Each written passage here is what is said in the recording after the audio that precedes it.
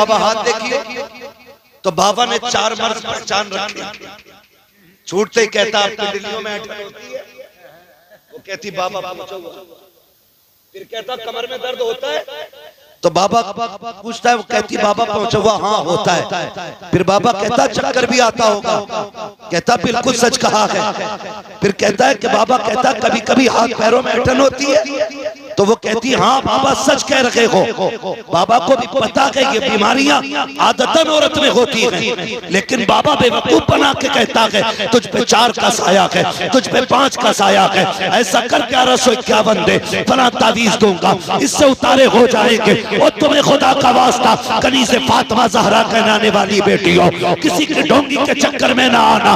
कसम खा के कहता हूँ, चाहो कोई भी बीमारी आ जाए, किसी बाबे के चक्कर में ना, तोरी ना ले, खुदा तौफीक दे, कुरान लेके बैठ जा, सूरह यासीन पढ़ना शुरू कर दे, 10 तावीज़ों से वो फायदा नहीं होगा जो खुदा तुझे कुरान की तिलावत से फायदा देता है। लेकिन जो डोरी ना दे वही पहुंचा हुआ नहीं, जो तावीज न दे वही पहुंचा हुआ नहीं। सुनो, कई सनीचर ऐसे जो कहते हैं फकीरों और मौलवियों की लाई न लगे, कपड़े उतार दे तो जुए निकले, 6 महीने नहीं नहाता। जितना सनीचर उतना ही पहुंचा हुआ।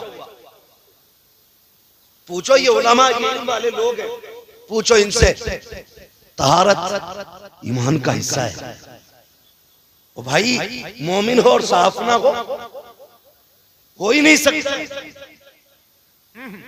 मगर जितना सनीचर है कौम उसके पीछे बाबा तावीज भी दे जाओ, नंबर भी दे जाओ। तावीज किस बात का? बरकत नहीं, नंबर दे जाओ, कल सट्टे का नंबर पूछो। ये कंडीशन हमारी कौम की हो गई है। वो सुना नहीं, कुछ दिन पहले एक इंटरव्यू आया था, किसी ने एक मुजावर से पूछा कि बताइए किसकी उम्मत में, तो उसने कितनी अजीब बात कही। उसने कहा नया नया आया है, अभी पता नहीं। ये मुजाविरों की कंडीशन है। इंटरव्यू सोशल मीडिया पे मौजूद है। ऐसे लोगों को मज़ारों के ठेके दे दिया जिन्होंने कौम का बेड़ा गरा कर दिया। एक कह रहा जो भी आता खाली न जाता। ऐसे दम में अल्लाह ने मेरे बरकत रखी, दाढ़ी मूछ कुछ नहीं। मैंने कहा क्या पढ़ता? कहता मैं सिर्फ 2 पढ़ता हूँ, या हसन या हुसैन। अच्छा, जिसे नाम लेने की तमीज ना हो वो शिफा का ठेका लिए बैठा है। धोखों से निकलिए। जिसके पास इल्म नहीं वो वली हो ही नहीं सकता। क्या बात? इसलिए कि विलायत ही इल्म से इब्तिदा होती है। विलायत या तो इल्म अताई होगा या कसबी होगा। कतई इल्म ना हो और वली हो, मानते ही नहीं। अगर कोई हाथ में सरसों जमा दे और अगर इल्म नहीं है ना, तो वो जादूगर तो हो सकता है, वली नहीं हो सकता। इन धोखों से निकले हम, इन धोखों से निकले। और 70 साल से ऊपर होके मुल्क आजाद हुए। हमने कितने उलमा पैदा किए। अब ऐसी ऐसी शख्सियतें कहाँ मिलती हैं बताएं? अब इल्म से तवज्जो हटती जा रही है लोगों की। अगर पढ़ने पढ़ाने की बात तो कही जाए तो कह रहे क्या मिलेगा लड़के को पढ़ा के? 3000 5000 बस। मैं कसम खा के कहता हूँ, जितने अच्छे कपड़े ये 5000 वाले पहनता है ना, उतने अच्छे कपड़े 1 लाख वाला नहीं पहन पाता। 1 लाख की तनख्वाह वाला भी जितने अच्छे कपड़े ये 5000 वाला पहन लेता है। क्यों? अल्लाह ने इसके 5000 में भी बरकत रखी है और तेरे लाख में भी बरकत नहीं है ना? तो ये हिसाब क्यों लगा रहे हो? अल्लाह रज़ाक है, रोजी अल्लाह देता है। ये फैसले उसके किसे कितना खिलाना है। हम मुसलमान हैं, हमारा रब के फैसलों पे यकीन और ईमान है। जितना उसने लिख दिया है ना, उतना कोई माई का लाल एक दाना कम नहीं कर सकता। और जितना उसने कम लिखा है ना, पूरी जिंदगी किसी के तलवे चाटो, एक दाने में इजाफा, एक दाने में इजाफा हो ही नहीं सकता। एक दाने का भी। शर्त ईमान पक्का होना चाहिए, ईमान पक्का होना चाहिए। मैं अक्सर इन्हीं कड़वी बातों के चक्कर में लोगों की नजरों में घिरा रहता हूँ, है ना? फसल अच्छी हो गई तो पीर का करम है, और फसल मर गई तो मौसम की तबाही। ये कंडीशन हमारी। रज़ाक अल्लाह, देने वाला अल्लाह, उसे बंदे भूल गए, कोई ख्याल ही नहीं। क्यों? ये इल्म की कमी रही हमारे पास, इल्म की कमी। हमसे इल्म खत्म।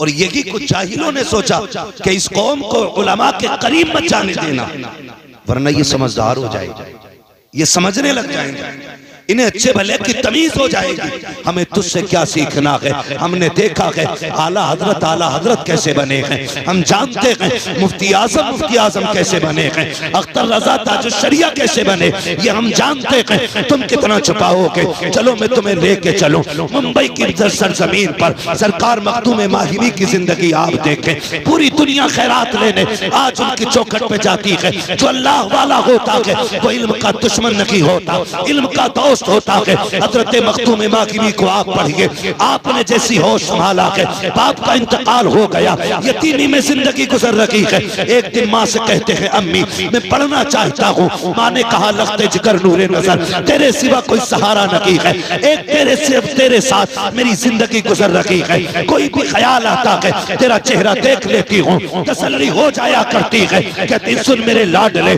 बाप का इंतकाल हुआ, मैंने तेरा चेहरा देख के निकाह नहीं किया, मैं ये चाहती थी कि अपने बेटे के साथ जिंदगी गुजारूं। ए मेरे लख्ते जिगर, अगर परदेश चला जाएगा फिर तेरी माँ किसका चेहरा देखेगी? आपसे भी कहना चाहता हूँ वलियों के मजार पे जाकर के 40 दिन चराग चलाने वालों 5 मिनट रोज अपने बाप को दे दिया करो, 10 मिनट माँ को दे दिया करो।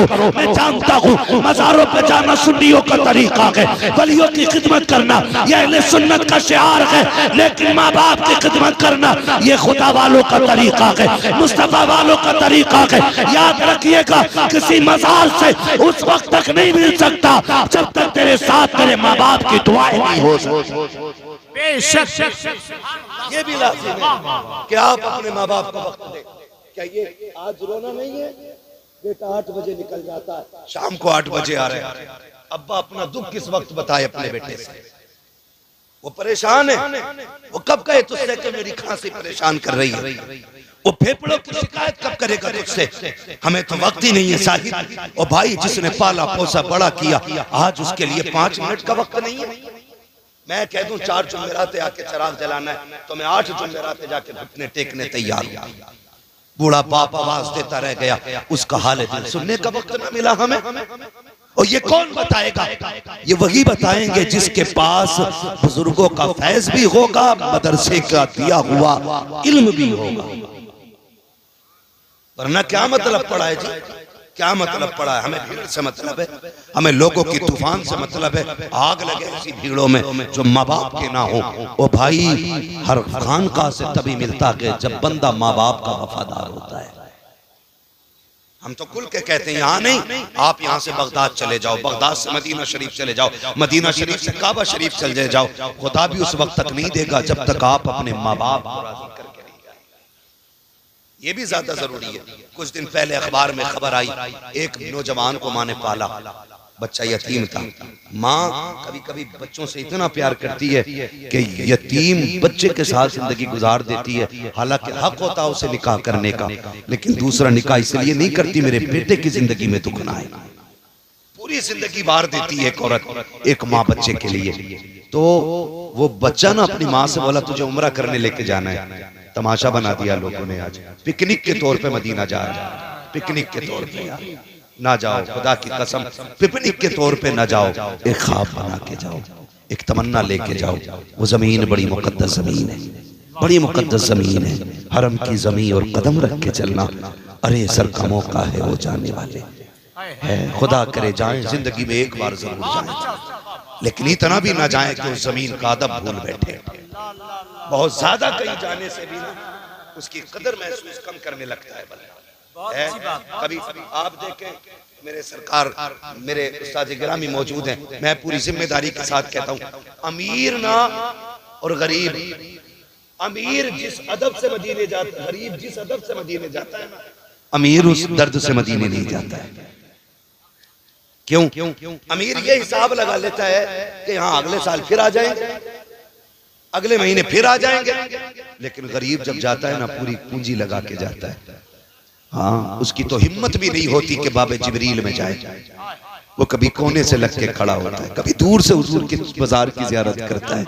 उसे डर सताता बेअदबी ना हो जाए, कहीं ये जिंदगी का पहला और आखिरी सफर ना हो, ये सोच के वो कांप जाता है। और अमीर अल्लाह माफ करे, मैं जाने से मना नहीं करता, मगर इतना जरूर कहूंगा खुदारा जाना ना तो अदब के साथ जाना, अदब के साथ जाना।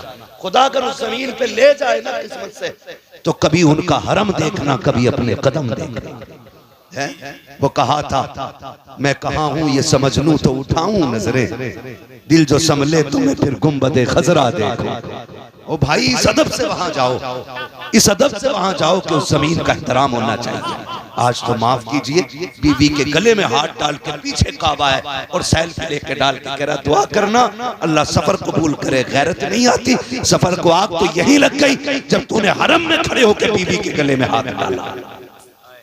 वो तेरी है, इससे इनकार नहीं, निकाह हुआ है उससे, मगर अदब भी तो कोई चीज होती है यार। हम बाप के सामने बीवी के बिस्तर पे नहीं बैठ सकते, माँ के सामने बीवी के साथ नहीं बैठ सकते, तो हरम में जाकर के गैरत नहीं आती? माफ कीजिए, अब तो एक ट्रेंडिंग और चल रहा है मसला, निकाह कर रहे हैं मस्जिद नबी में बैठ करके निकाह। मैं आपको बताऊं हालात भाई हो क्या गया है, सिर्फ झूठी शोहरतों के लिए, वरना अकीदा तो ये है कि हुजूर वहां से यहां का भी देख लेते। कलेजा टुकड़े टुकड़े हुआ जब ये देखा ना, एक ने निकाह किया और निकाह के बाद फौरन दुपट्टा पलट दिया। ये उलमा बैठे, जब तक निकाह ना हो जाए बीवी गैर महरम है।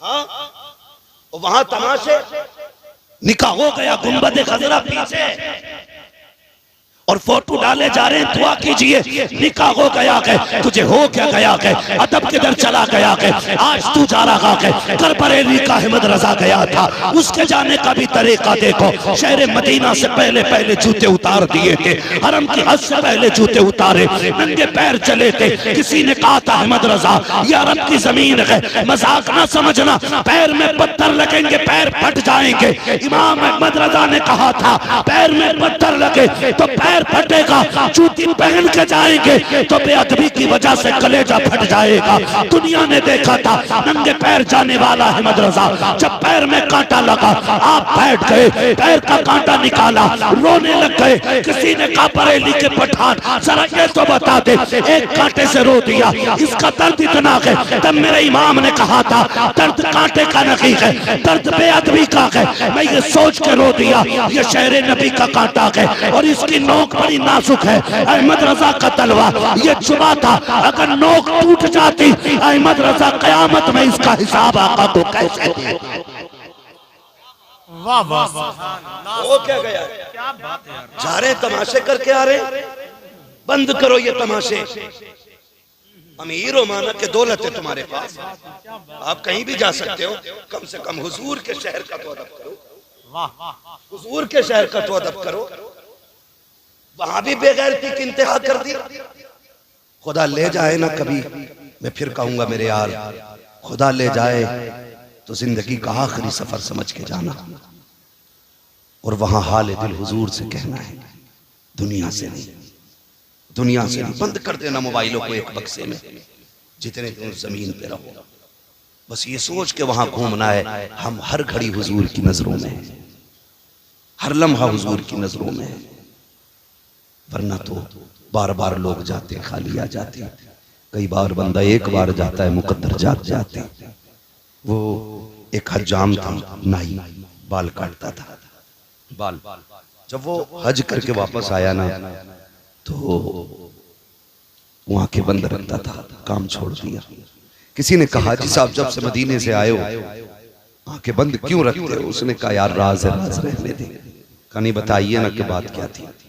उन्होंने कहा कि पूरी जिंदगी हुजूर के शहर के लिए तरसता रहा, मैंने पाई पाई करके जोड़ी और किस्मत मुझे हुजूर के शहर ले गई। उसने कहा जब मैं हुजूर की जालियों के करीब पहुंचा तो इश्क इतना बढ़ गया मेरा कि मैं खुद को रोक न सका, मैंने हुजूर की जालियों की तरफ दौड़ लगा दी। कहा वहां मुतव्वा खड़ा था, उसने मेरा बाजू पकड़ के झटका दिया, मैंने उससे बाजू छुड़ाया, दौड़ लगाई, वो पीछे भागा यहाँ तक कि मैंने हुजूर की जालियां पकड़ ली। कहा जैसी जालियां पकड़ दी उसने इधर से खींचा, मैं उधर पकड़े हुए, उसने इतनी सख्ती से मेरे हाथ पे डंडा मारा कि मैं बेहोश हो गया। वो कहता इधर बेहोश हुआ हूं, आंख इधर बंद हुई है, उधर दिल की आंख खुल गई है। मैं बेहोश होके गिरा, बस फिर क्या गए, हुजूर सामने आ गए। वो फरमाते सामने सरकार थे, मेरा हाथ पकड़ा है हुजूर ने, और एक हाथ नीचे से एक ऊपर से, और यूं हाथ फेर के कह रहे हैं दर्द हो रहा है। मैंने कहा हुजूर आने नहीं दे रहे थे ये लोग। तो हुजूर मुस्कुरा के कह रहे थे आंसू ना बहा, यार तक आने के लिए चोट खानी पड़ जाती है। वो बूढ़ा कहता है कि बस मेरी आंख खुली और मैं रोता हुआ वापस आया। कहता आज भी इस उम्मीद में आंखें बंद करे रहता हूं, काश फिर से वो लम्हा हो जाए, फिर से हुजूर आ जाए, फिर से मुस्तफा की ज़ियारत हो जाए। ओ भाई ये है इश्क मुस्तफा, खुदा ले जाए तो अदब से जाना, अदब से जाना। आज भी हुजूर सबको देख रहे, सबकी सुनते हैं मुस्तफा। हाँ अल्लाह तौफीक दे तो करे। मैं कह रहा था खुदा तौफीक दे मदीने जाना तो अदब से जाना, लिहाज कीजिएगा। मैं बस आपसे इतना कहूंगा, आज ना कोई भी काम दुनिया के लिए ना करें, दुनिया के लिए ना करें। हम सारे काम दिखावे के करते हैं, दिखावे के करते हैं। बस मैं मौजू पे पलट के आऊं, वक्त बड़ी तेजी से गुजर रहा है। हाँ तो वालिदा से कहने लगे अम्मी मैं पढ़ना चाहता हूँ, मखदूम माजी याद है ना, मैं पढ़ना चाहता हूँ। आज तो लोग टांग खींचते हैं अगर कोई पढ़ाने का काम करना शुरू कर दे। मदरसे बनाए तो लोग कोई एप्लीकेशन दे देता है, कोई थानों में मुखबरी करता है। हजरत ये देखा लॉकडाउन हुआ, कोरोना का दौर गुजरा ना, तो कुछ लोग चुपके से बच्चों को कुरान जिनके 17, 18, 20 पारे हो गए थे, उनको हमारे उलमा ने ना जब घर में पढ़ाना शुरू किया ना, तो कुछ शैतान फितरत लोग ना फोन करके कह रहे देखो इनके यहाँ 10 बच्चे पढ़ रहे। मैं कभी कभी सोचता हूँ जो मदरसों के मुखालिफ हैं, जो मस्जिदों के मुखालिफ हैं, जो कुरान के खिलाफ रहते हैं, वो किस मुंह से हुजूर के सामने जाएंगे क़यामत में? मेरी समझ में बात नहीं आती है। जन्नत भी उन्हीं की है, कौसर भी उन्हीं का है। अभी भाई हमारे गुलाम गौस गजाली ने पढ़ा था कि फकत इतना सबब है इनेकादे बज़्म महशर का कि उनकी शान महबूबी दिखाई जाने वाली है। नाज़िर रज़ा साहब बड़े नकीब हैं, ऐसे हजारों शेर इनको आते होंगे, लेकिन नहीं आया तो अभी हमारी समझ में नहीं आया। हमें तो खतीब वो चाहिए कि जो हंसा दे, चटकुले सुना दे, मूड बन जाए। जलसों में मूड बनाने ना आया करो, खुदा तौफीक दे तो जलसों में तकदीर बनाने आया करो। बहुत दिन हो गए मौज लेते लेते, खुदा करे कि हमारी आपकी जिंदगी का आखिरी जलसा हो और सूरज सुबह का न देखे। नसीब वाला होगा वो जब आखिरत में किताब खुलेगी, पूछा जाएगा आखिरी महफिल कौन सी थी, तो कहा जाएगा तेरे महबूब की महफिल सजा के बैठे थे। हमारी इब्तिदा अज़ान से हुई है, इंतहा नमाज पे होनी है। तो ये मौके जिंदगी में बार बार नहीं मिलते। होगा कोई पठान जमींदार चौकीदार, औकात उसकी जूती बराबर, जो हुजूर का नहीं है वो किसी का नहीं है।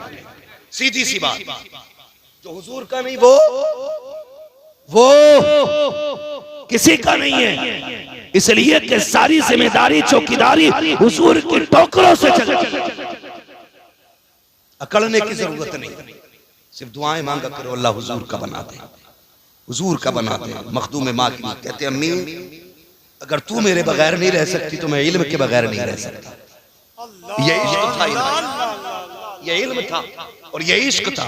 आज कहते क्या करेंगे मौलवी बनके इमामत, उससे किसने कहा कि इल्म इमामत के लिए होता है? तुझे नहीं पता है इल्म मुस्तफा और खुदा के करीब कर देता है। वरना लाओ कोई ऐसा जमींदार जो कहे मरते टाइम कुरान नहीं चाहिए। हमने बड़े बड़ों को देखा जो चंदा मांगते टाइम मुंह बिगाड़ देते। ओ सैयद साहब ये मदरसा इसलिए खोला है ताकि बच्चे पल जाएं, ये चंदा इसलिए कर रहे हो जलसे का ताकि साल भर का खर्चा चल जाए। क्यों इतना दे दिया तुमने कि जो इनके घर का साल भर का खर्चा चलेगा? इतना दे दिया इनके बच्चे पल जाएंगे। सुन और कान खोल के सुन, कोई भी आलिम कोई भी दीन वाला तेरे टुकड़ों पे नहीं मदीने वाले के टुकड़ों पे भला करता है। और हम तो कहते हैं तेरे टुकड़ों पे पले गैर की ठोकर पे न डाल, झड़कियां खाएं कहां छोड़ के सदका दे। मखदूम मागिनी क्या कह, अम्मी मैं इल्म के बगैर नहीं रह सकता। सुने जो माँ के नाफरमान है, बहुत गौर से मेरी बात सुना। माँ ने कहा बेटे मैं तेरे बगैर नहीं रह पाऊंगी, बता इल्म चाहिए या माँ चाहिए, इल्म चाहिए या माँ चाहिए। ख्याल आया इल्म फिर भी सीख लेंगे, माँ चली गई तो फिर नहीं मिलनी है। कहने लगे बस माँ चाहिए, और ये कह के रोते हुए अंदर चले गए। माँ ने बेटे को रोते देखा ना, माँ माँ होती है। वो भाई जो रुतबे 12 साल की रियाजत से नहीं मिलते ना, वो माँ के 2 जुमलों से मिल जाया करते हैं। ये भी याद रखिएगा, माशाअल्लाह 12 बरस के रत जगह वो नहीं देते जो माँ के 2 जुमले दे दिया करते हैं। रोते हुए अंदर गए ना, माँ ने हाथ उठा दिए, अल्लाह तू जानता है ना मेरे बेटे ने इल्म छोड़ दिया मेरे लिए, अल्लाह मेरे बेटे के इल्म का घर ही पे इंतजाम फरमा दे। अल्लाह मेरे बेटे के इल्म का घर पे इंतजाम फरमा दे। ये माँ के जुमले निकले, आप बेकरार थे, रोते हुए समंदर के किनारे चले गए। जब गए बैठे थे एक पत्थर पे, देखा सामने से ना खूबसूरत दुर्वेश नजर आए, सफेद कपड़े सफेद लिबास, बेहतरीन खूबसूरत चेहरा। देखा आपके करीब आ रहे हैं, आप पत्थर पे बैठे हुए ना आप आंसू बहा रहे थे। उन बुजुर्ग ने आके कंधे पे हाथ रख के कहा बेटे खैर तो है। कंधे से हाथ हटा के कहा बाबा अपना काम करो, मुझे मेरे मामले पे रोने दिया जाए। आप कहते हुआ क्या कहा जाइए मुझे मेरी तकदीर पे रोने दीजिए, मेरे मुकद्दर में इल्म नहीं है। कहा बताओ कहना क्या चाहते हो। कहा बाबा ये दुनिया है, यहाँ लोग रो के सुनते हैं, हंस के उड़ा देते हैं, आपसे क्या दर्द दिल कहना। कहते हैं बता तो सही बेटे, शायद कि मैं तेरे काम आ जाऊं। आने वाले ने इतना कहा, हजरत मखदूम माकिमी कहते हैं बाबा जी बात यह है कि मुझे इल्म से इश्क है और मेरी माँ को मुझसे इश्क है। माँ कहती है तुझे नहीं जाना है, मैं कहता हूँ मैं इल्म नहीं छोड़ सकता। हजरत जी मैंने माँ के लिए इल्म का रास्ता छोड़ दिया है, इतना सुनना था। मखदूम माकिमी से आने वाले बुजुर्ग कहते हैं बेटे परेशान क्यों होता है, आंसू पोंछ ले, आज एक वादा करते हैं तू यकीन आया करना पढ़ने के लिए, हम यहाँ आते रहेंगे पढ़ाने के लिए। मखदूम माकिमी कहते हैं आप हो कौन, आपका भरोसा कैसे किया जाए। आने वाले ने कहा मुझे नहीं जानते हो, मुझे खिज़्र कहा जाता है, मैं तेरी तालीम के लिए आया हूँ। हजरत मखदूम माकिमी कहते हैं कि आप वही खिज़्र हैं जिनके किस्से माँ ने सुनाए हैं, क्या वही खिज़्र हो जिनकी दास्तान चूल्हे पे बैठ के सुनी है। कहा बेटे मैं वही खिज़्र हूँ। कहा आए किस लिए हो। कहा तुझे पढ़ाने आए हैं। खुशी खुशी कहते हैं तब तो मैं आता रहूंगा। हजरत खिज़्र कहते हैं मखदूम बेटे बात सुनो, एक वादा कीजिएगा कि ये राज किसी से बताओगे नहीं कि मैं तुम्हें पढ़ाने के लिए आता हूँ। जब तक ये राज रखेगा हम पढ़ाने आते रखेंगे। मखदूम पाक ने वादा किया आप पढ़ने आते रखे, ये पढ़ाने आते रखे, लेकिन माँ तो माँ हुआ करती है। आप तो पहर के वक्त में आ जाते, मखदूम माकिमी पढ़ते, फिर शाम को वापस जाते। एक दिन माँ ने कलाई थाम ली, कहा मखदूम मेरे लाल। कहा जी अम्मी। कहा रोज तो पहर को चले जाते हो, मैं तलाश करती रहती हूँ कहाँ जाते हो। बेटे तेरे बगैर जी नहीं लगता है। आज माँ ने पूछ लिया है जाते कहाँ हो। दिल तो कहता था झूठ बोल दो, लेकिन इश्क ने कहा जब पहले माँ के लिए इल्म का रास्ता छोड़ा रब ने खिज़्र भेज दिया था, आज फिर माँ को इख्तियार दिया जाए, अल्लाह फिर कोई रास्ता दे देगा। ओ यार माँ बाप से वफा किया करो, माँ बाप से मोहब्बत करना प्यारे। हजरत मखदूम माकिनी कहते हैं अम्मी जान एक राज है। कहा कौन सा राज है। कहते माँ बता नहीं सकता। कहा क्या बात बेटे, ऐसा कौन सा राज है जो माँ से छुपा रखे हो। तब मखदूम माकिनी ने कहा था अम्मी मुझे खिज़्र पढ़ाने आते हैं, मैं रोज उनसे पढ़ने जाता हूँ। माँ खुश हो गई, सीने से लगाया, कहा बेटे रोज पढ़ने के लिए जाना। जब इतना कहा रो दिए, कहने लगे माँ खिज़्र को नहीं आना है। कहा क्यों। कहा उन्होंने वादा किया था कि अगर किसी से बता दोगे तो हम आना बंद कर देंगे। इतना कहा चीख मारी और घर से रोते हुए निकल गए। दिल ने कहा चलो मखदूम उस जमीन पे चलते गए जहाँ उस्ताद आकर के पढ़ाया करते थे। उस्ताद न सकी, उनके बैठने की जगह देख लेंगे, दिल को करार आ जाएगा। लेकिन सुन प्यारे, जैसे कि मखदूम माकिनी निकले गए, हर दिन का उसूल ये था कि मखदूम पहले जाते थे, खिज़्र बाद में आते थे। लेकिन आज जो जा रखे हैं खिज़्र पहले आ गए हैं, मखदूम बाद में जा रखे हैं। जाकर के क्या देखते हैं, हजरत खिज़्र बैठे हुए हैं, जाके कदम पकड़ लिए। कहा हुजूर आपने तो कहा था राज खुल जाएगा तो नहीं आएंगे, आज क्यों आ गए हो। मैंने तो माँ से बता दिया था। हजरत खिज़्र कहते हैं हैं।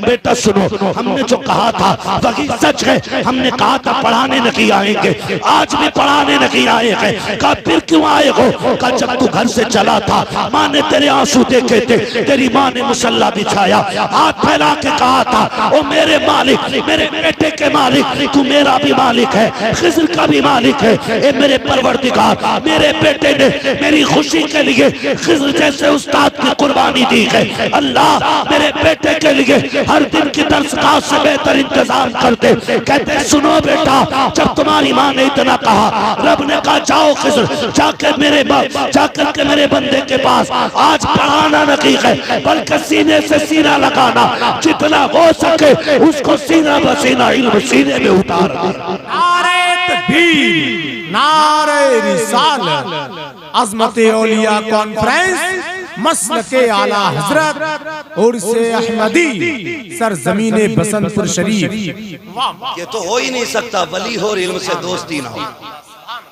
हो ही नहीं सकता। वली हो और इल्म से दोस्ती ना हो। हाँ ओ भाई, शैतान को सबसे बड़ी खुशी, हमारे उस्ताद ने हमें बचपन में ये बातें पढ़ाई थी, शैतान को सबसे ज्यादा खुशी तब होती है जब किसी बच्चे को मदरसे से रोक लेता है। समझ रहे मेरी बात? सबसे ज्यादा खुशी तब होती है जब किसी बच्चे को मदरसे से रोक दिया जाता है, और सबसे ज्यादा दुख तब होता है जब कोई बच्चा मदरसे में जाके बैठ जाता है।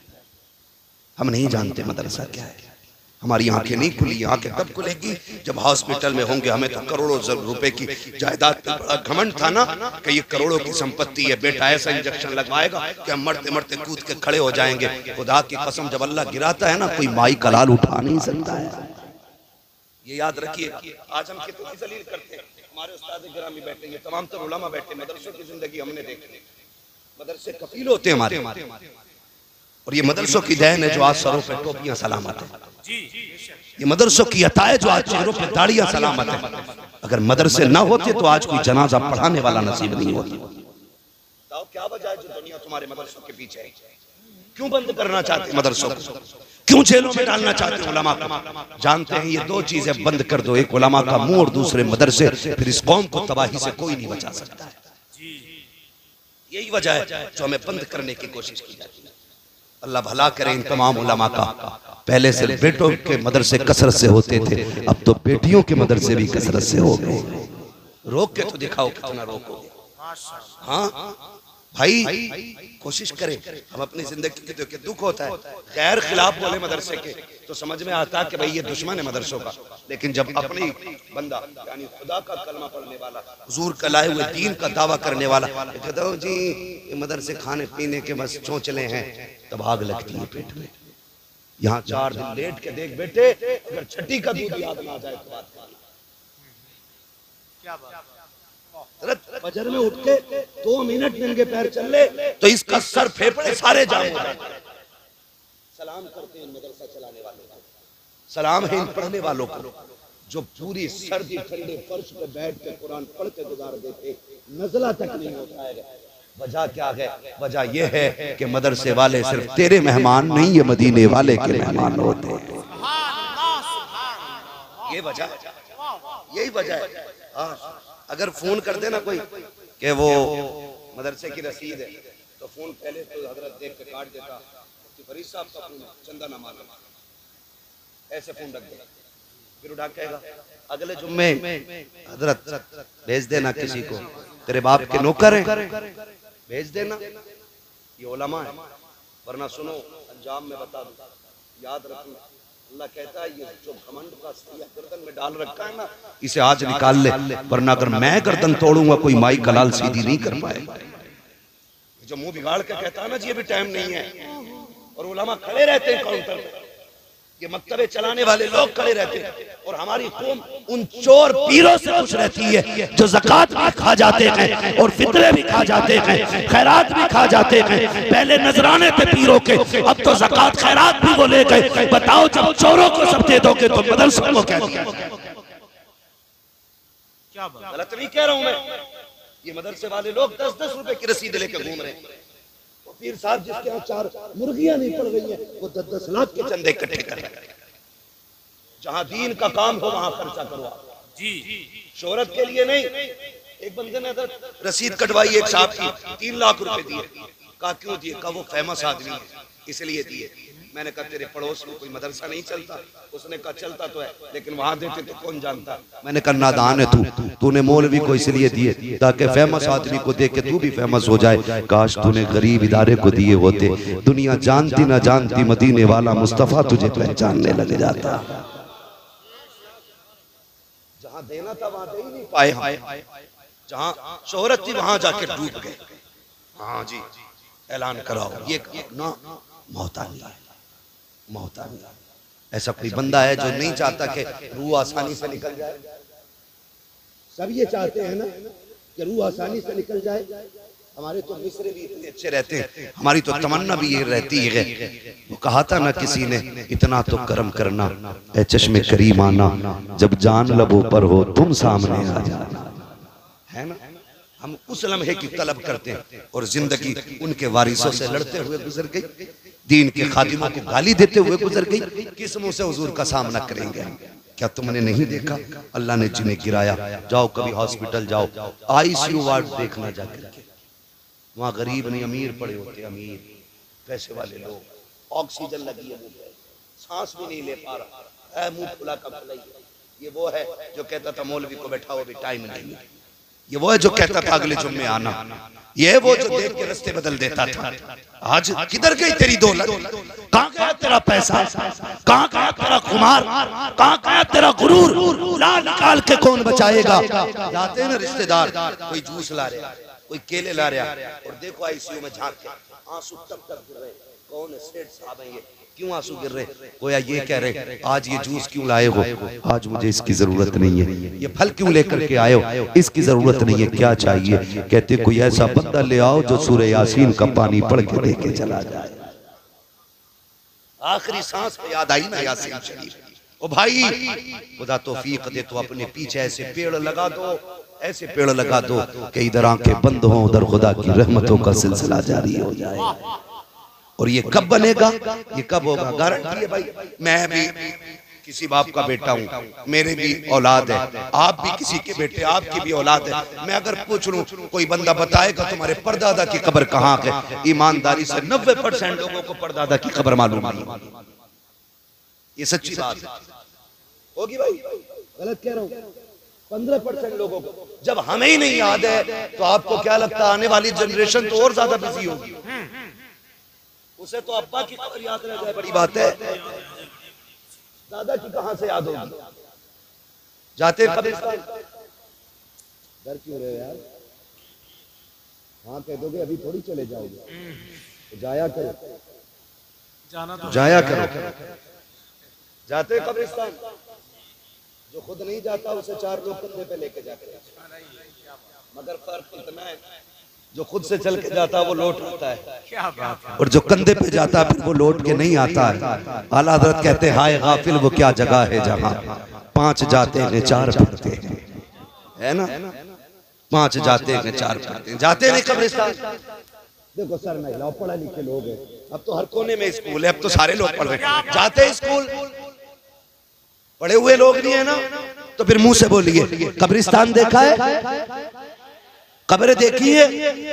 इतनी ऊंची होती है ना। कुछ भाइयों ने हाथ उठा दिया, वो धोखे में हो गया, मसला कोई नहीं है।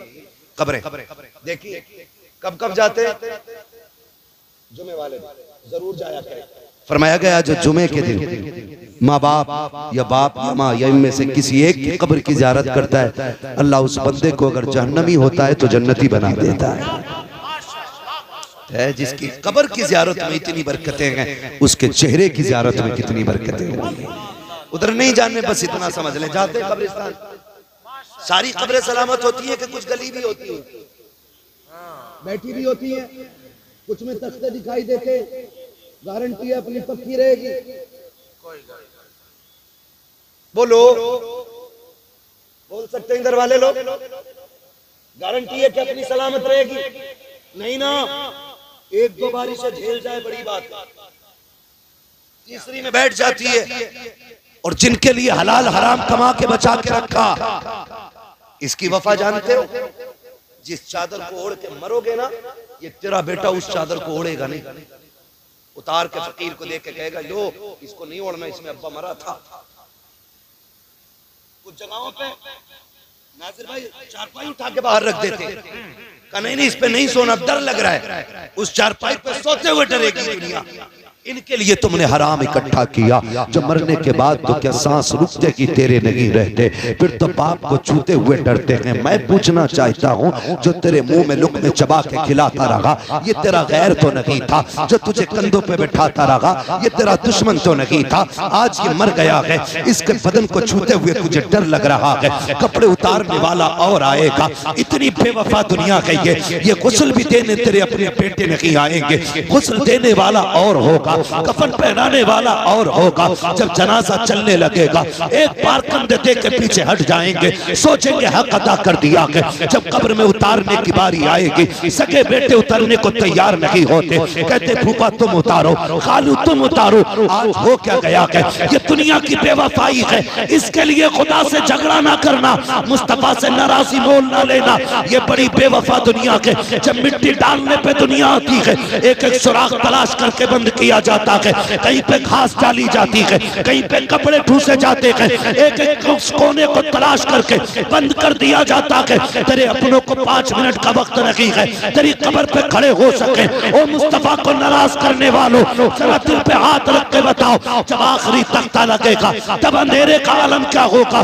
दुनिया छोड़ आएगी। कोई कहता बिरयानी ठंडी ना हो जाए, कोई कहता कौरमा ठंडा ना हो जाए, कोई कहता प्लेटें कहां से आएंगी, सारे खाने में लग जाते हैं। तेरे सवालों से किसी को लेना नहीं है, तेरी कब्र की जिंदगी का मतलब सारे भूल जाते हैं। कसम खा के कहता हूँ, जिनके लिए तुमने अल्लाह रसूल को नाराज किया, ये मिट्टी डाल के आ जाएंगे। अगर तख्ता लगने के बाद तेरी कब्र में तेरा सहारा बन के अगर कोई आएगा, तो वो ज़हरा का बाबा होगा, हसनैन का नाना होगा, बगी होगा, जिसके मदरसे को जिसका घर कहा जाता है।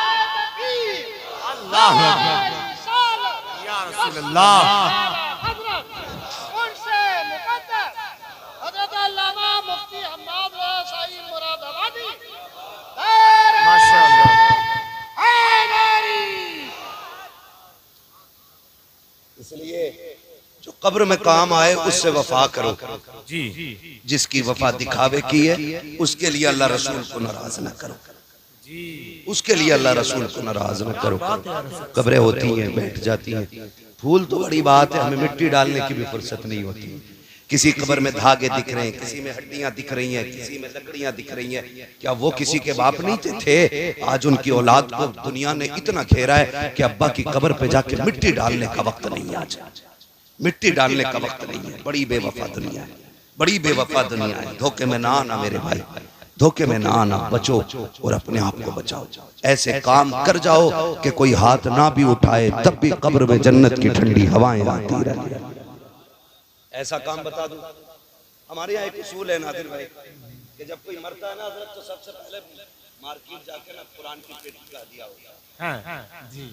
यही होता है ना, कुरान की पेटी का दिया, और उस पर लिख देता बराए ईसाले सवाब चुम्मन खां, मद्दन खां, अच्छन, किसी का नाम हो तो बुरा ना मानना। मैं खाली मिसाल के तौर पे इसे समझाने के लिए ले रहा हूँ। ये ना सोचा मौलवी जीते जी मार गया भाई। अल्लाह आपकी जिंदगी में बरकतें करे और आपका साया आपकी औलाद के सर पे दराज फरमाए। बड़ी दौलत होती है माँ बाप की भी। बस आखिरी लम्हों में चंद बातें मैं कह जाऊँ आपसे। तो एक पेटी ले आते हैं, पेटी ला के ना उस पे अब्बा का नाम डाल के मुसल्ले के सामने रख लेते हैं। 5 टाइम आके पेटी पे अब्बा का नाम पढ़ रहे, आप कुरान पढ़ने की 1 मिनट फुर्सत नहीं, खाली अब्बा का ही नाम पढ़ता है। ये हमारे अब्बा के नाम की पेटी है। ये मेरे उस्ताद गिरामी तशरीफ फरमा, मैं कसम खा के कहता हूँ, रखे रखे सवाब नहीं मिलेगा, पढ़ेगा कोई तभी सवाब मिलेगा। और कई गांवों में तो कुरान की पेटियां इतनी हो गई हैं कि मुसल्ले तक आ गई। मेहराब में पेटियां, इमाम बाहर हो गए, इधर सजदा करता तो कभी कोनी खड़बड़ा जाती है पेटी में, कभी टोपी लग जाती है पेटी में जाके, लेकिन पेटियां ही पेटियां, पढ़ने वाला कोई नहीं। वो रखे रखे जिन पारों को दीमक खा गई है, जरा दिल पे हाथ रख के बता, अगर कुरान शफाअत करने का हक रखता है तो क्या शिकायत करने का हक नहीं होगा उसे? जब वो ये नहीं कहेगा अल्लाह से कयामत में कि ये रोज आता था, मुझे पेटी में पैक करके चला गया, दीमक खाती रही, इसे मुझे खोलने का भी वक्त नहीं था। अगर उसकी शफाअत पे बख्शे जा सकते हो तो उसकी शिकायत पे पकड़े नहीं जाएंगे। ये जिसे देखा वही पेटी, जिसे देखा वही पेटी। ओ भाई काम अगर करना है ना, खुदा तौफीक दे तो इतना करे। मदरसा है ना बन रहा है जी जी जी, इंटर पढ़ना रह गया। मैं बताऊं आपको, ये बात याद रखना, जाओ किसी भी पीर से पूछ लेना, वो आया था एक फकीर बता के गया था। मैं बताता हूँ सुनो, ये मदरसा है, अगर कोई चला गया है और चाहते हो इसाले सवाब उसके लिए करना, या अपनी औलाद से पहले खुद अपने लिए कुछ करना चाहते हो ना, तो वक्त है इस कैलेंडर पढ़ने वाला है, इसमें हिस्सा लेना। अगर छत में आपका पैसा लग गया ना, तो तेरा बेटा, तेरा पोता, परपोता तेरे लिए हाथ उठाए ना उठाए, जब भी इसके साये में बैठ के कोई भी कुरान की तिलावत करेगा, इधर तिलावत शुरू होगी, तेरी कब्र में खुदा की रहमत शुरू हो जाएगी। सुभान अल्लाह, सुभान अल्लाह। करेंगे इंशाअल्लाह ये काम। नौजवानों जीते जी कर जाइए, जीते जी कर जाइए, अपनी जिंदगी में वो काम कर जाओ जो तुम किसी के मोहताज ना करे। बेटा फाता नहीं करता तो ना कोई कब्र पे आना नहीं चाहता तो हमारे लिए हुजूर का घर हुजूर का घर काफी है। क्या तुमने नहीं देखा इदारे में, हम जिस इदारे में पढ़ते अल जामिअतुल कादरिया, सरकार गवाह है इस बात के कि जब हम पढ़ने के फजर में उठते थे, बड़ा ठंडा पानी होता था, ठंडे पानी से वुजू करके पढ़ते थे। कमाल की बरकत थी उस ठंडे पानी में भी। आज उसने इतना ऊंचा कर दिया है, इतना ऊंचा कर दिया है कि आज पानी कहने की देर नहीं होती, कई तरह का पानी मौजूद हो जाता है।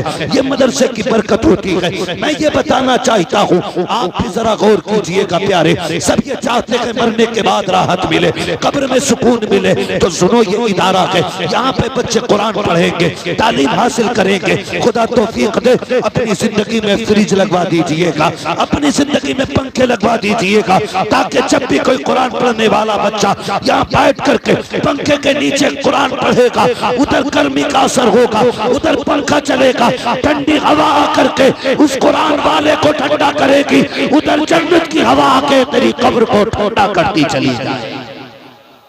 सुभान अल्लाह। करेंगे इंशाअल्लाह ये काम, वादा करें इंशाअल्लाह। तालीम को उरूज दीजिएगा, इल्म को आगे बढ़ाइएगा। जो इल्म का दुश्मन है वो इब्लीस का नाजायज बेटा है। हाँ, ये चिड़ उसी को है इससे। क्या बात। बाकी भाई मैं ये जो नौजवान खड़े ना, मैं एक बात इनसे कह दूं, कितने नौजवान परदेश में कमाने जाते हैं, रात उठा के बता दें, कितने नौजवान परदेश कमाते हैं? सारे कमाते हैं। अल्लाह जो परदेश जाते हैं, घर की जिम्मेदारियां उठाते हैं, उनकी जिंदगी की भी हिफाजत कर और उनकी कमाई की। भैया देखो मेरी बात सुन ले, अच्छा मेरी बात सुन ना, देखो का मसला कुछ ना करो भाई, मेरी बात बताऊं आपको, मेरी बात सुनो। मुझे 2 बजे निकलना था, 2:15 बज गए।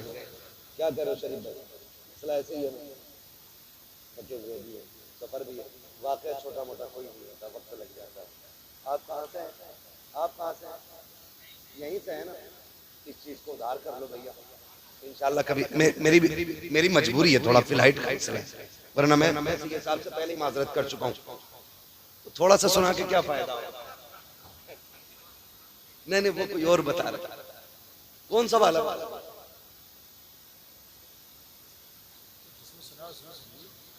तो मोबाइल में सुन लेते, मोबाइल में भी नहीं कुछ सुना है।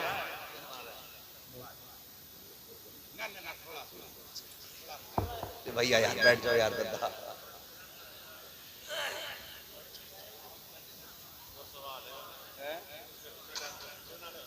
इसमें जाके कहीं बीच में तो है ना। मैंने कहा परदेश जो रहते हैं अल्लाह उन्हें सलामत रखे और मुश्किल जिंदगी है, मुबारकबाद के मुस्तहिक हैं जो पूरी जिंदगी अपने घर वालों को संभालने में लगा देते हैं, ठीक है ना। जो परदेश रहते हैं वो तो रहते ही हैं, और जो देश में रह के उनकी कमाई के नए कपड़े पहन के कॉलर खड़ा करके घूमते हैं ना, उनसे पूछो क्या करते हो। एक भाई सऊदी में है, पता चलता है ये इतना बड़ा ठलुआ है जो सऊदी में है, उसके कमाई के कपड़े पहन के ये नेता बना घूम रहा है। हाँ हज़रत, और जब वो 10 साल में पलट जाएगा सरकार तो वो जीरो का जीरो ही है। पता चला ये नेताजी खा गए सारी, उसे चुनी करनी है तो उनके साथ इंसाफ किया करो। जो 8 साल 10 साल वतन से बेवतन रहते हैं, मुश्किल होती है वतन की कसम से। वतन की जो परदेश की ईद है ना, वो अपने यहाँ की मौत से भी ज्यादा बदतर होती है। इनका दर्द समझा करें, इनका ख्याल रखा करें। जब परदेश से अगर लौट के आया करें ना, इनकी जिम्मेदारियां ये हैं घर वालों की कि उनके लिए उतना बचा के रख दे ताकि वो यहाँ के इज्जत की रोटी खा सके, ठीक है ना। तो मैं जो कह रहा था, जो लोग परदेश रहते हैं उनसे मेरी गुजारिश है, रहते ना दुआओं की सबको जरूरत होती है कि नहीं? बोलो, आपसे होते रहते। एक नौजवान एसी फिटिंग कर रहा था, इधर बहराइच साइड का नौजवान था, गिर गया, मर गया। ठेकेदार ने कहा कि नहीं मैंने बुलाया ही नहीं था काम। ये दुनिया बड़ी मतलबी है, जब तक सांसें चल रही हो आप काम के हो, मर गए आपको पहचानते भी कोई नहीं। सुने, आप फिर वो बीमा करो जिस बीमे की गारंटी मदीने से आया करती है। मैं आपसे बता दूं, अगर परदेश रहते हो ना, अपनी कमाई का कुछ हिस्सा मदरसे पे लगाया करो, कुरान वालों पर लगाया करो, सिर्फ इतना आप दे दें। और मदरसे वालों की जिम्मेदारी है, ये बच्चों से इतना कह दें कि जिसने ये दिया कि उसके लिए हाथ उठा दे। कसम खुदा की कहता हूँ, एक नौजवान ने मुझे फोन करके कहा, हजरत वो दुआ करना जरा, कल गाड़ी एक्सीडेंट से बच गई। मैंने कहा क्या हुआ? बोले आंख लग गई थी, काफी दूर तक सोते सोते चला लिया। मैंने कहा अच्छा, रोड भी सीधा था? कहा जजमेंट भी अच्छा था, नींद में भी स्टेयरिंग नहीं बहका। मैंने कहा पगले, नींद में तो बड़े अच्छे अच्छे गिर जाते, तुझे क्या लगता है कैसे बचा? मैंने कहा बता करता क्या? उसने कहा जब भी चक्कर लगा के घर आता हूँ ना, तो मैं अपनी कमाई का कुछ हिस्सा मदरसे के बच्चों पे खर्च करता हूँ। मैंने कहा तेरे तजर्बे ने नहीं बताया, तुझे कुरान वाले की दुआओं ने बचा लिया। क्या बात है। वक्त कम है बेटे, वक्त कम है, बरा बस सुनने जरा सी बात है ना। तो मैंने ये बात कही, इसलिए आपसे गुजारिश है, आप जो है ना दुआओं का जखीरा इकट्ठा करें, और अब वापस बाहर जाते हैं ना तो अपनी हिफाजत के तौर पे दुआओं वाले लोग रखें, दुआएं वाले लोग रखें। मैं थोड़ा सा जिक्र छेड़ के खत्म कर दूंगा मेरे भाई, ठीक है ना। मैं बस खत्म कर दे रहा हूँ। मौलाए कायनात मौला अली है, तहज्जुद का वक्त है, घर से निकले, साथ में शहजादों को लिया। नहीं दूसरा वाला बात है ना, सवाल वाला नहीं, वो तो शहादत वाला मैंने शुरू कर दिया था, सवाल वाला।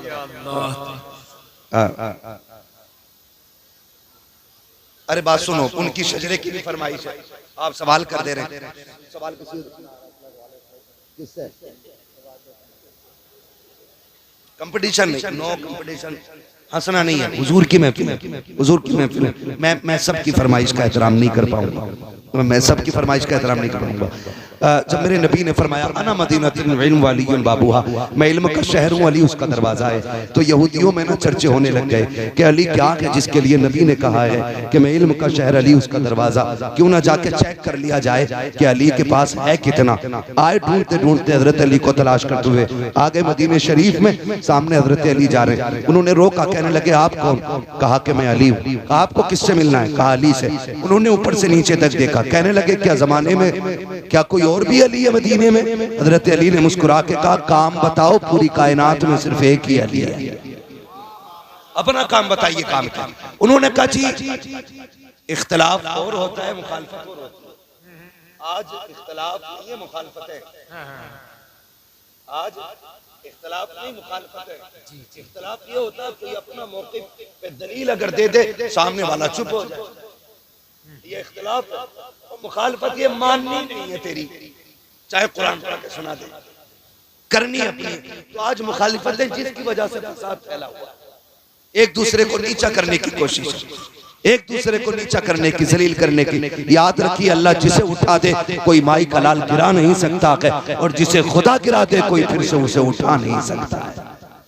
इज्जत जिल्लत का मालिक अल्लाह, कोई किसी को नीचा करने की कोशिश न करे। उन्होंने कहा कोई और भी अली, आपने फरमाया पूरी कायनात में सिर्फ एक अली है। पूछो क्या पूछना है? कहा सुना है तुम्हारे आका ने तुम्हें इल्म के शहर का दरवाजा कहा है? कहा सच कहा है। कहा हम पूछना चाहते हैं क्या आपके पास वाकई उतना इल्म है? हमारे चंद सवाल हैं। कहा पूछो कौन सा सवाल है? उन्होंने कहा वो एक क्या है जिसका जैसा दूसरा कोई नहीं, वो दो बताएं जिसके जैसा तीसरा कोई नहीं, वो तीन बताएं जिसके जैसा चौथा कोई नहीं, वो पांच बताएं जिसके जैसा छठा कोई नहीं, वो छह बताएं जिसके जैसा सातवां कोई नहीं, वो सात बताएं जिसके जैसा आठवां कोई नहीं। इसी तरह पूछते पूछते 12 तक पहुंच गए। मौलाए कायनात ने एक एक करके सबका जवाब देना शुरू किया। हजरत अली फरमाते हैं वो एक खुदा है जिसके जैसा कोई दूसरा नहीं है। बोले जरा सुभान अल्लाह। सुभान है ना, अब तो तुम्हारी मर्जी की कर रहा हूँ, थोड़ी सी करनी, पूरी नहीं कर पाऊंगा। आप फरमाते हैं वो एक खुदा है जिसके जैसा कोई दूसरा नहीं। उन्होंने कहा वो दो बताओ जिसके जैसा तीसरा कोई नहीं। आप फरमाते हैं वो दिनों रात है जिनके जैसा तीसरा कोई नहीं है। उन्होंने कहा वो तीन बताइए जिसके जैसा चौथा कोई नहीं। आप फरमाते हैं वो लोह कलम कुर्सी है जिसके जैसा चौथा कोई नहीं। कहा वो चार बताओ जिसके जैसा पांचवा कोई नहीं। आप फरमाते हैं तुरैह, ज़बूर, इंजील, कुरान, ये चार आसमानी किताबें ऐसी हैं जिनके जैसा पांचवा कोई नहीं। कहते हैं वो पांच बताओ जिनके जैसा छठा कोई नहीं है। आप फरमाते हैं ज़ोहर, असर, मगरिब, इशा, फजर, ये पांच नमाजें हैं जिनके जैसा छठा कोई नहीं है। वो कहते हैं वो छह बताओ जिनके जैसा सातवां कोई नहीं। आप फरमाते हैं वो 6 दिनों रात है जिनमें अल्लाह ने जमीन और आसमान को पैदा किया है। कहा वो 7 बताओ जिनके जैसा आठवां कोई नहीं। आप फरमाते वो 8 हफ्ते के दिन है जिनके जैसा आठवां कोई नहीं है। काबे के तवाफ भी साथ है। बोलो सुभान अल्लाह। फिर वो कहते हैं वो 8 बताओ जिसके जैसा नवा कोई नहीं है। आप फरमाते हैं हजरत सालेह अलैहिस्सलाम के भागी उम्मती हैं जिनके जैसा नवा कोई नहीं है। ये बताते बताते बात 12 तक पहुंच गई। मैं सारा नहीं बताऊंगा। जब सारे आप जवाब दे चुके ना, उसके बाद आप कहते हैं ये जवाब हो गए। उन्होंने कहा ये जवाब तो मुकम्मल हो गए। फिर सर जोड़ के बैठे, ऐसा सवाल करो ये फंस जाएं। हजरत अली नमाज के लिए जा रहे, आस्तीनें ऊपर की, जल्दी करो नमाज जा रही है। काली ठहरिए, वो ये सोच रहे थे रुकेंगे तो नमाज जाएगी और जाएंगे तो सवाल रह जाएंगे, जीत हमारी होनी है। आप कहते हैं जल्दी करो। उन्होंने सबने सर जोड़े, कहने लगे एक सवाल का जवाब और दे जाओ। कहा क्या? कहा वो कौन से जानवर हैं जो अंडे देते हैं, वो कौन से जानवर हैं जो बच्चे देते हैं। वो तो ये सोच रहे थे अली ये बताएंगे कि मोर, तीतर, बटेर, एक एक करके बताएंगे, तब भी नमाज का वक्त चला जाएगा। लेकिन अली अली है, फरमाते वक्त कम है, बता मैं दे रहा हूँ, हिसाब तुम लगा देना। कहा क्या? कहा जाओ पूरी दुनिया घूम के आ जाओ, जिन जानवरों के कान अंदर को होते हैं वो अंडे देते हैं, जिनके बागर होते हैं वो बच्चे देते हैं। का मिसाल का चुहिया कितनी छोटी होती है, कान बागर होते हैं, बच्चे देती है। मछली डॉल्फिन कितनी बड़ी होती है, कान अंदर को होते हैं, अंडे देती है। जब सब जाने लगे उन्होंने दामन पकड़ा, काली ऐसे ना जा, हमें भी अपना बना। कहा ऐसे भी क्या जल्दी है? उन्होंने कहा अली मान गए हैं, अगर अली का इल्म ऐसा है तो नबी का इल्म कैसा? जब उनके कदा भर देते हैं शाहान जमाना की झोली, मोहताज का जब ये आलम गए मुख्तार का आलम, क्या होगा? अब शजरा उधार रहेगा। अब नहीं भाई, अब सारी मन की नहीं होगी, कुछ हमारी भी होगी। वादा करते हैं इंशाअल्लाह मदरसों को मजबूत करेंगे, वादा करें इंशाअल्लाह तालीम को मजबूत करेंगे, कुरान का शौक पैदा करेंगे, मौत की तैयारी करेंगे, कब्र ठंडी करेंगे और फिर फख्र से करेंगे लहद में इश्क रुखे शाह का दाग लेके चले, अंधेरी रात सुनी थी चराग लेके चले, तेरे गुलामों का नक्शे कदम है राह खुदा, वो क्या भटक सके जो ये सुराग लेके चले। बस